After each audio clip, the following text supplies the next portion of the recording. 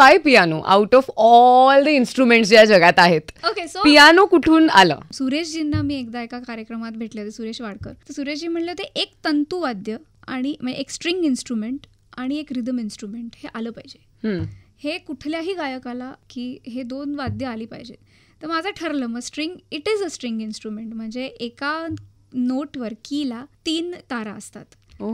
या आतमध्ये तो ओपन करून जर बघितलं ओके. तर आणि त्याचा जो साऊंड आहे, everything about piano it is magical. It is magical. आणि दॅट वॉज माय ड्रीम की पियानो असावा. आणि मी अफोर्डही करू शकत नव्हते तेव्हा, पण that was my first goal की सगळ्याच्या आधी घर गाडी सगळ्याच्या आधी मला पियानो करायचा आहे, पियानो घ्यायचा आहे, स्वतःच्या भरोशावर घ्यायचा आहे. आणि जेव्हा घर घेतलं तेव्हा मी प्रत्येक घर असंच बघितलं की इथे पियानो राहील का असंच बघत होते मी पियानोसाठी. या.